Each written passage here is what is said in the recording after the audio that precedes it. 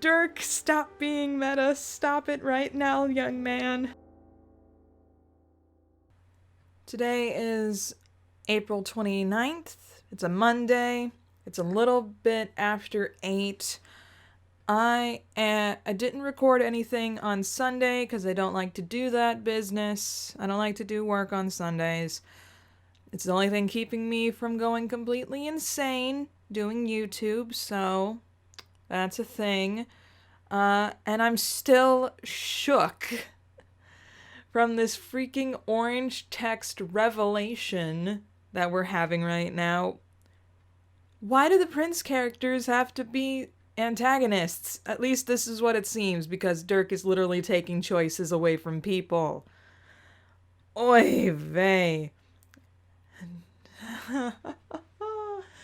Oh gosh. Okay, I'm gonna take occasional sips of my tea over here. It's not my calming tea. I might need that after I'm done recording today. But let's find out what happens next. I've got a few hours before work starts. Let's go. Yep, thought so. Continuing with Jade. I think I'm just gonna stick with my regular voice because for now, unless it's like absolutely like is Dirk's like commentary on things. Okay. Jade gasps awake and begins to spiral. Her body vibrates, sending waves of space distortion out in all directions, but there's nothing to absorb those distortions. No space, no nothing. She's floating in a void of pure, overwhelming light. She feels it even before she feels the pain from the wound in her chest, the vast emptiness surrounding her, the absolute abyss once known as the furthest ring. For a moment, she has the feeling that she's recalling something, images and sounds in her head that resemble memories. But the memories aren't hers exactly, they seem to be someone else's. There's an older version of Roxy, someone with a cheerful green skull for a head who was Roxy's girlfriend? Something about an election. No, this doesn't make any sense at all. The memories are slipping away anyway. Quickly they dissolve, and soon they're completely out of her mind's reach, like she's waking from a dream. Just like that, they're gone. All that's left are the memories belonging to her, along with the dire predicament for which she must claim responsibility. Her friends, Lord English, this great nothingness, the savage wound in her chest, that black hole. That black hole-do! She looks away from it, quickly, reflexively, the way you turn away from a light source that's too bright. The hole causes the same kind of discomfort to behold. It's so dark it hurts, yet it calls her. Her hair spills around her like tentacles unfurling. She coils into a fetal position and runs her fingers along the edge of the shard in her chest. It sends pins and needles under her skin. It's pure negative potential. The absence of a future. The thing skewering her I can't. Sip of tea? Moving on. The absence of a future. The thing skewering her through right now is the space between breaths, between atoms. She tries to remove it, but has trouble getting grip on it. It fails to behave like a solid piece of matter. Remains lodged within her stubbornly. It hurts, but she won't finish dying. Not just yet. She unfolds, blinking against the vast empty light around her. Her memories cease as she moves, filling her mind with the knowledge of the last few hours. She's 16, she thinks, trying to orient herself, and she just fought Lord English after being plucked out of a doomed timeline. At least if you can even call what she did fighting. But what was that dream? It was significant, she knows that much. Dave and Karkat? Why do they jump into her mind as a unit? Earth-Sea. What's Earth-Sea? Concepts collide, commingle. Two different understandings of her world knit into each other as easily as she takes in her next breath. Urgency bleeds off her neural receptors, melts right out of her fingertips. She lets herself float, unmoored, carried along an ebb tide in space that only she can perceive. She wonders if anyone else survived. She wants to see John. She didn't notice the moment she turned her gaze back towards the black hole, but now she couldn't look away if she tried. In slow, hazy spirals, it beckons her. The longer she stares at it, the deeper she peers into the folds of infinite atrophy. The louder it gets. Loud? She now only notices there is a sound emanating from it, but not the kind physical ears can detect. The whole has a voice, one that has become material the more the expanding black sphere dominates her senses. Jade's wound throbs. She hears the voice fill up the dark space between her ribs. It's calling to her from the center of the depth of everything. She kicks off her ruby slippers and drifts ever closer. Come. What the hell? Forget I said that. Jade leans into her accelerating descent. She listens for another command, but the whole has seemingly said all it will. She considers asking who is speaking, but her mouth stays shut, powerless against the forces transfixing her. Obviously, it's dead tier Calliope, but we're moving on. Jade has no way of knowing who this voice belongs to. She has no context for understanding the true nature of this being, what role she has played in the beginning about the end, and how long she has been waiting for this. She has no idea. But I do. Shut up, Dirk! Oh, gosh. Yeah, this Jade hasn't interacted with Calliope, so... Any Calliope, at that matter. The dead cherub is making her move. We should get the hell out of here. Let's see what Dave's up to, okay? You're not making... Stop trying to be personable up in here, Dirk. I can't trust you anymore. And I feel bad because you're my favorite Strybro. Anyway... Holy crap, that's disgusting. Don't be a xenophobe. I'm not being a xenophobe. Karkat doesn't respond immediately. He shuffles his feet to the edge of the outcropping they're standing on and stares down into the brood pit, where the mother grub of Earthsea is squelching out unfertilized jelly. Dude, you know I'm not a xenophobe. No answer. The silence makes Dave actually back up for 3 seconds and think about what the hell just came out of his mouth. He's worried that maybe he said something wrong here, that he was being horribly insensitive inside a place that's probably holy ground for a few Alternian-born trolls left alive. Maybe flippant xenophobia isn't the best look in front of your alien pseudo-boyfriend when it comes to jamming about the irreconcilable biological differences between your species. Dave could definitely be handling the situation with a certain measure of restraint or grace, but he's got my genes, so he decides to handle it in a different way than that. I mean, that's what this whole election thing's about, having your back when it comes to this reproduction issue. Well, that and the economy. Let's not lose total sight of the economy in this critical discussion. That I'm almost as passionate about this troll speciesism thing as I am about the economy, which you may not have known is my #1 issue. My wheelhouse, you could say. But my other wheelhouse is like giving a crap about your feelings and culture and stuff. Karkat still doesn't answer. He's staring real intently at the jelly.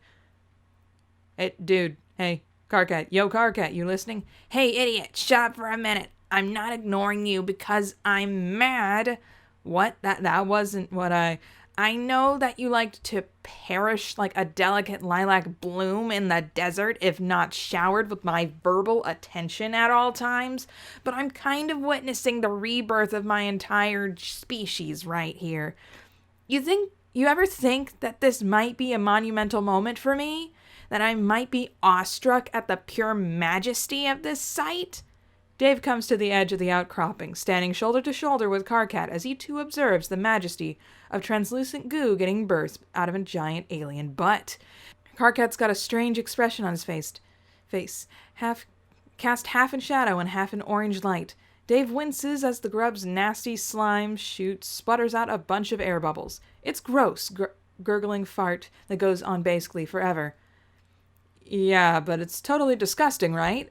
I can't believe you. What part of this is disgusting? Is it the slow deflating of its distended abdomen, the sound of dozens of cemented legs cracking against its exoskeleton, the unfertilized slurry being slowly squeezed from its oviposterior sphincter?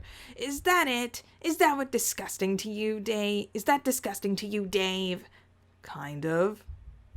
You're right, it's horrible. To be completely honest, I would have gladly gone the rest of my wretched existence without ever seeing this. It's like when you squish the toothpaste down in the middle, only the tube is filled with fetus juice. Kanaya! I'm sorry, but I can hear you from down here. Did you want to talk to me, or are you intent on performing an impromptu and very unfunny comedy act on my front step? Kanaya is British, okay? She's a better British voice than Calliope or Jake. Oh, hey, Kanaya. Dave grabs Karkat by the wrist of his oversized sweater. They skid down a narrow walkway to the mouth of the crater. Kanaya steps out from beneath the canopy where she's doing grub science, wiping her hands on silk cloth. She's glowing. Her skin, I mean. Her mood can politely be described as pensive. Still, she smiles at the sight of her old friends. What's shakin', sis? Must you always call me that? Nah, but it does feel pretty rad to say. Like, wow, my sister-in-law is an alien. How cool is that? I love our awesome planet where everyone is free to form xenophilic family units without fear of government interference or reprisal, which is totally a smooth segue into the topic at hand. That wasn't smooth at all. In fact, I don't think it would be possible for you to raise the subject we've come to talk about in a more ostentatiously awful and awkward way. Just because you did that stupid little... Here, Karkat pauses to imitate a very common Daveism that involves two hands and a double wrist swivel. It's an incredibly good imitation because he sees this particular bit of body language like 10 times a day. Motion with your hands doesn't make it smooth. No, see, the reason it's smooth is because I was the one who did it. I got inherent smoothness, and it's a quality that transfers to everything I say and do. Also, that thing I do with my hands isn't stupid, it's cool. It's the stupidest thing I've ever seen, and you do it like 10 times a day. What even is it supposed to be? I'm dropping a beat. Like I'm using a turntable, scratching one song into another. It's all smooth and stuff. It looks like you're trying to fold laundry you forgot to iron. Dude, you've never once in your life ironed a shirt. I'm familiar with the basic mechanics of your Earth customs, Dave. Okay? Ironing is not an Earth culture. I've seen Kanaya iron a bunch of shirts. Yo, Kanaya, back me up here, sis. Kanaya regards them with a thin-lipped smile that is equal measures patronizing and fond. So this is about the election. Yes, you've already heard. Kanaya holds up her phone. I do get the internet down here. I'm impressed that you managed to be seen in front of that many people without spontaneously bursting into flames. Wow, thanks. Another vote of confidence from one of my dearest friends. This condescension is really rich coming from the person who decided her narcissistic obsession with being the one to hatch the mother grub was more important than not seeding our planet with a stopgap system of reproduction that would cause systematic speciesism to ossify into society for 5,000 years. Karkat. Hey. This again. Yes, this again. Karkat, buddy, remember the game plan here. We want to get Kanaya on our side, not alienate her completely. Karkat, I acknowledge that there have been consequences to the decisions we've made regarding the foundation of this society that were not foreseen or ideal, but I do not think it's productive to attribute these resultant troubles to a single decision or individual. It stands in the way of our efforts to address them. Shh. You know as well as I do that we must present at a united front. Please do not misinterpret my tone. I have nothing but the utmost faith in you. Kanaya reaches out to put a hand on Karkat's head. He doesn't duck away in time, and she gives him an affectionate, matronly hair ruffle between his horns. Yes, that sounds so cute. She keeps her hand there and pulls him a step closer so that she can speak softly to him. Her voice travels high in the empty cavern, but her tone is tender and private. While I know that it is difficult for you to take a direct compliment, I have in the past put my faith in you when the threat of our survival has been immediate and literal. It's basically nothing to ask me to do it again, now that the threat is far more. Kanaya pauses here, choosing her words more carefully than usual. She takes her hand off Karkat's head and puts 2 fingers to her lips. Karkat's eyes follow the motion, wide and bright as a dollar coin. More existential is how I think I shall put it, if we're going to be polite. You're all up in the issues, then. Kanaya sighs and starts making her way around the edges of the brood pit. How could I not be when it concerns me so directly? She lifts up the hem of her skirt and jumps in. Dave is watching her, but Karkat's looking contemplatively at his entwined hands. Kanaya's right. It's almost excruciating for him to take a completely unironic compliment, especially face to face, like what she just said to him. I understand this is about Karkat. It's one of the precious few things he and I have in common. And me. People try to compliment me at work all the time, and I'm like, it's just my job. Anyway. We internalize and project the quality in very different ways, however, which is why I'm gonna win. Oh, Dirk is just using Jane as a puppet. Oh, jeez. Jane has been here to speak with me recently, in fact.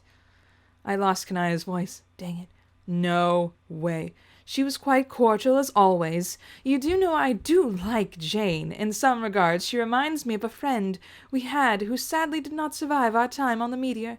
She was unfailingly kind to everyone she met, but she also happened to be the heiress to the throne of a vast and bloody empire. Ah, Pfeffery.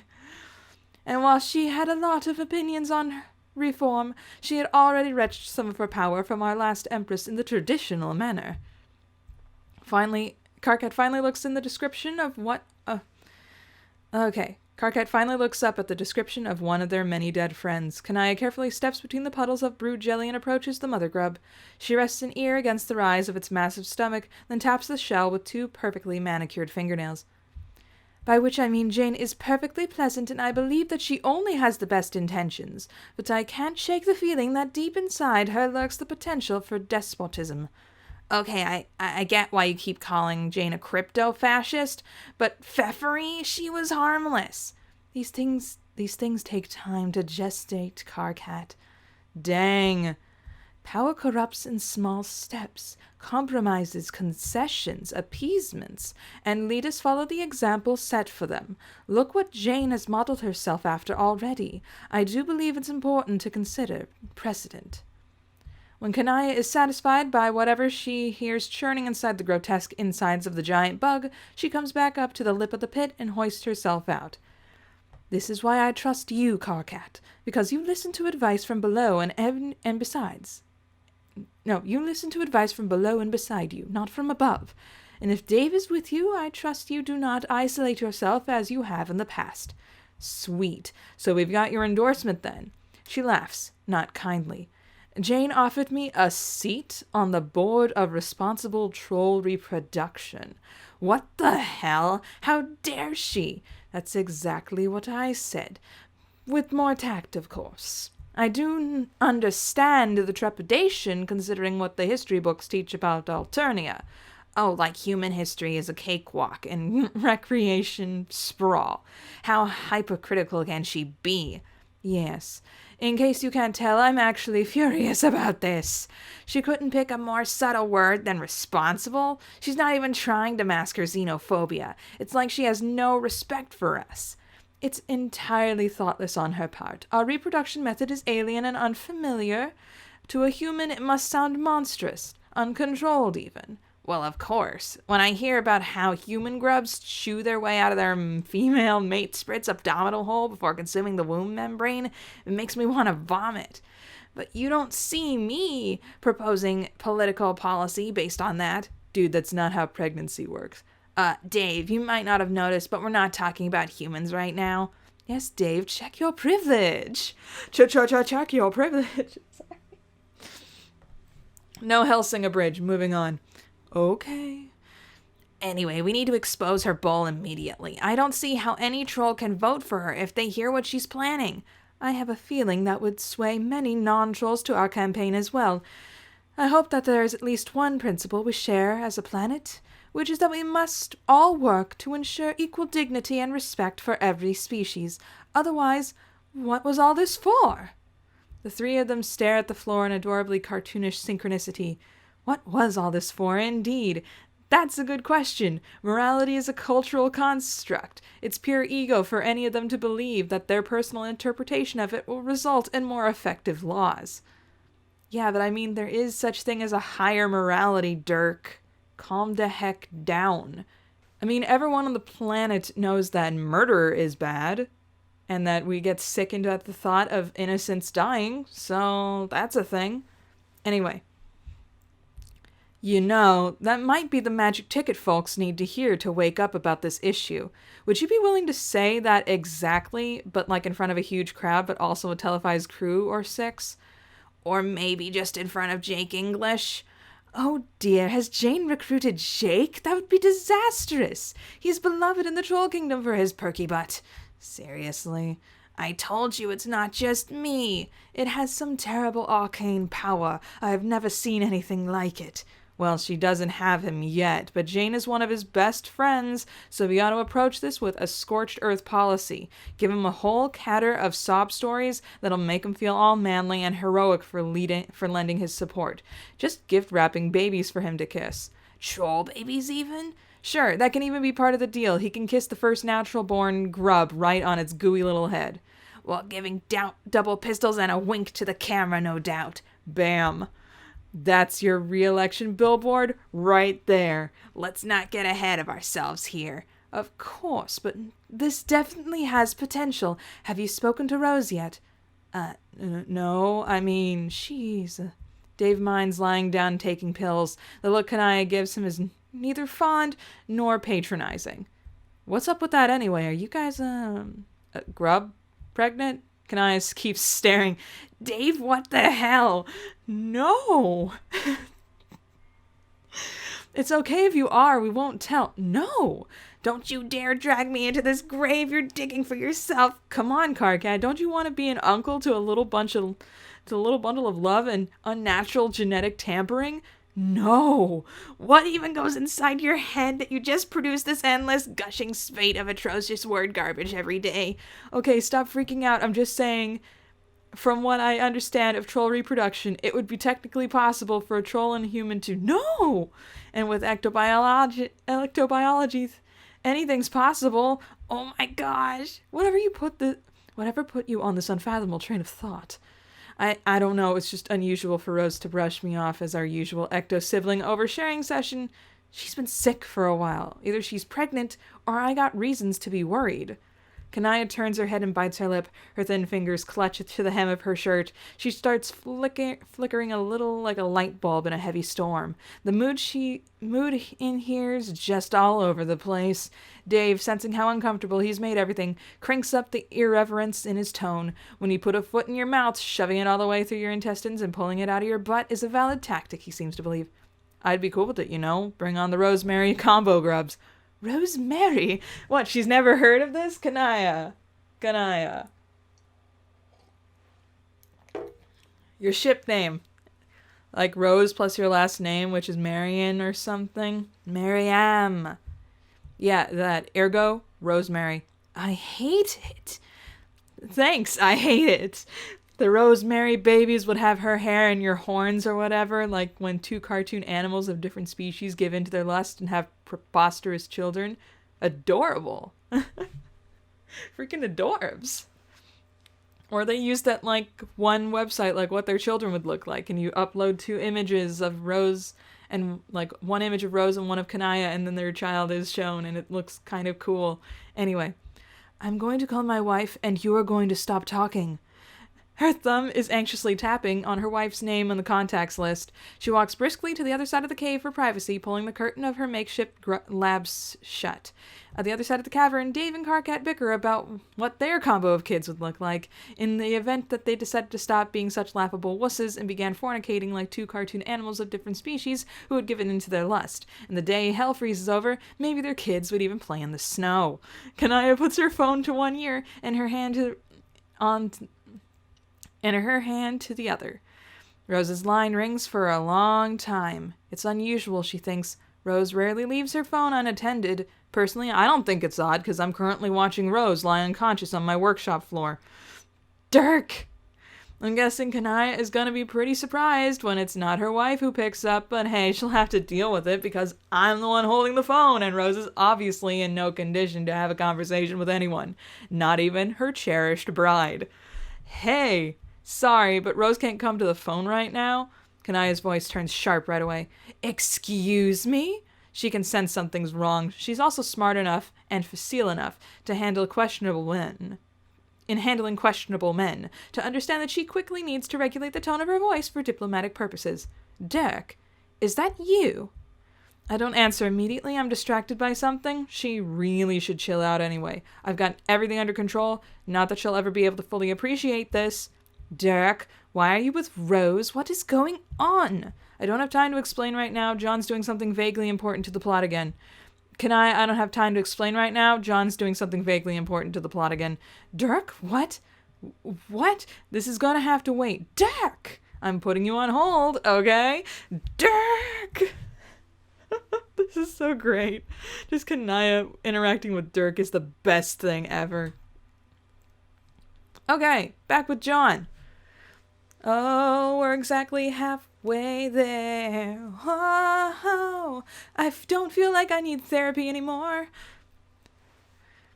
You've been drifting so long that you've lost the ability to objectively judge time or depth or distance. It's getting hard to think of yourself as objectively limited being. The boundaries of your skin begins to thin and disappear. What is it that makes an individual an individual? Is it the physical space we occupy? The electric sparks that sizzle through our brain flesh? If your perception expands beyond the meat sack of your body, then are you really an individual anymore? Why shouldn't we become gods? Why shouldn't you become one god? What the heck? Dirk, calm the heck down. You are stepping over so many boundaries that I doubt any form of... Actually, I don't think secular humanism works in this because you're technically gods. So I'm moving on.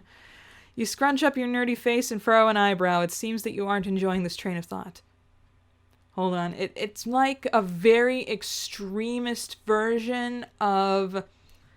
Oh gosh, term that has decided to skip my mind. Hold on, grabbing a book off the shelf. Cosmic humanism. That's the word. Cosmic humanism is what this is. It's an extreme version of cosmic humanism. I can't put this book on the shelf right now. I'm putting it back down. Anyway. Why am I even thinking about this ball? Sorry, dude, that's what's on my mind right now. I'm having a phenomenal debate in my third ear that's way more popping than your little hero's journey into the belly of this quarter-life crisis. Ugh! Turns out you don't have time to worry because the voice inside your head, because you hear one outside of it. At first you don't think it's real. You think it must be an oral mirage. Then it calls you the hell out. Yo, blue guy, get the shell down here. You whirl around upside down. You look up, then down. There she is. She's clinging to a random server beacon, looking a little worse for wear, but still grinning. You float down to greet her. Oh, thank goodness. I was beginning to think that no one else is alive. I'm not alive. Oh, right. Sorry.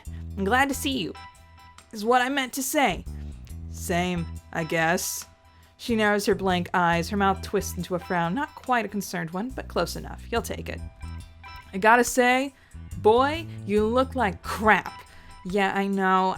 I suffered a mortal wound and then I threw up on myself. Other than that, I'm okay though. What about... No. Waterboat Lord English. He bite the bullet or what? Yeah, he's pretty dead. Well, there's that at least. There is definitely that at least. You both stare at each other for a pretty long time and let that sink in. That's a hell of a fact, no doubt, but aside from reaching verbal agreement on certain basic points of fact, you both realize that you're pretty much out of material. You were kind of hoping you'd discover a survivor you could actually have a conversation with. Not that you aren't glad to see Mina, I hit the microphone, but you don't know her, and she's not who you were really looking for. That reminds me. Hey, me fish? Christ. Me fish. No, I know that's not your name. Jeez, I'm sorry. It's Mina. Right, Mina. Have you by any chance seen Jade around? Who the hell is Jade? Without a word of doubt in the worst conversations you've had in many, many years. And you weren't just thinking that because I'm telling you, you are. She's, I don't know. I mean, really, you don't know Jade? Why the hell do you suppose I'm tight with some random girl? Jade's like a big deal. I thought you were kind of important too. You didn't even know my name, dog. Ugh. You've been accused of having stellar people reading skills, but even you can tell the look on her face says it all right now. Wait a minute, do you even know my name? This is a two-way street, you know. Nah, what? So you don't know it? Like, joke something? No, it's John. Joke is my biological father. I mean, Jake. Jake is his name. Dang it. Halfway through this exchange, Mina pulls out some small clamshell-shaped accessory kit and begins to file her nails. She almost dislocates her jaw by yawning the moment you mention Jake.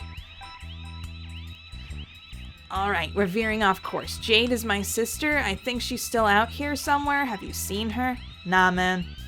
Your entire body deflates. This is going nowhere. Turns out me fish is useless. You decide to do her, as well as yourself, the favor of completely ruling out the possibility of eliciting any valuable information from this person. You exhale, just let some stuff off your chest. Man, I didn't expect any free thing to go so terrible so fast. That's how it always goes. Yeah, I guess. So never mind Jade, have you seen any other survivors, like anyone at all? Nope. I ain't moved from this floating hunger trunk looking piece of crap since I got my bass kicked. My bass kicked. Dang it. Words that look like other words. Well, you're the first person I've seen too. Oh. There's another awkward silence. You spend most of it looking at your feet until something occurs to you. So what's your plan now? Plan? Yeah. You just gonna hang around here in the middle of nowhere doing nothing forever?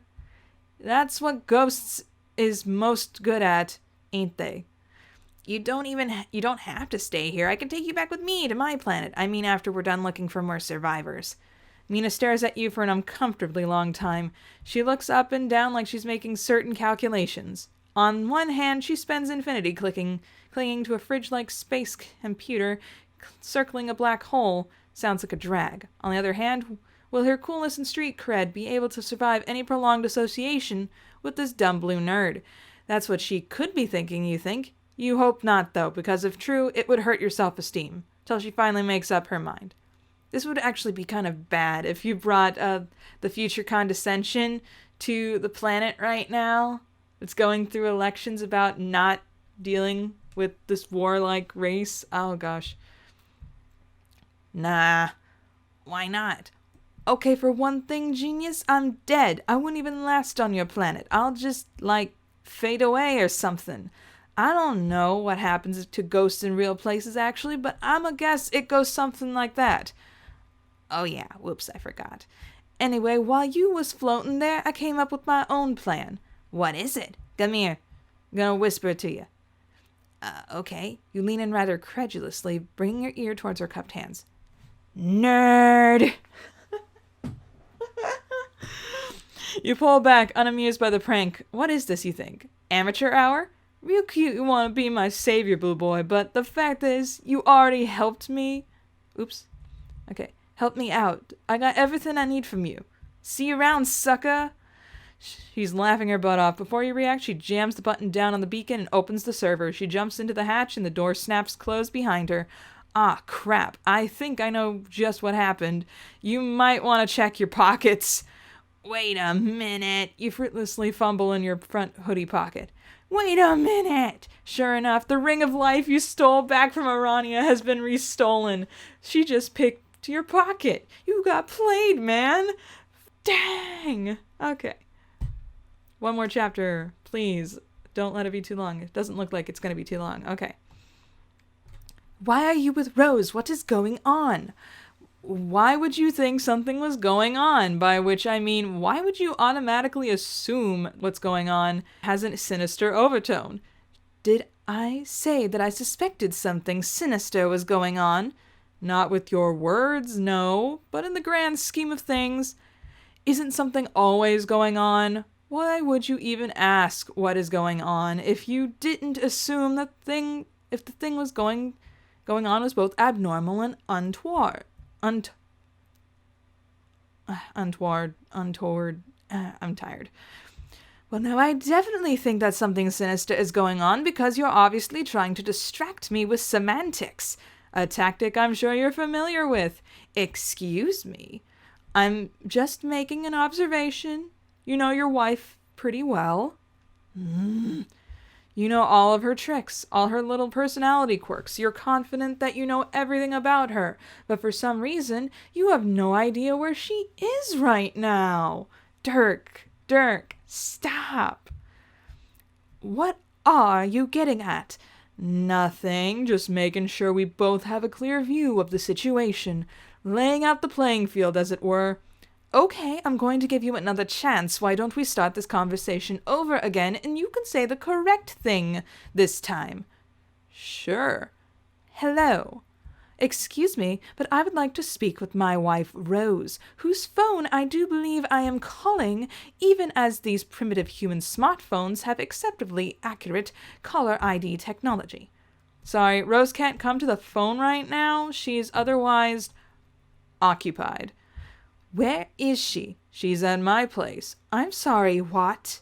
Rose is extremely ill and should not be leaving the house alone. What is she doing at your place?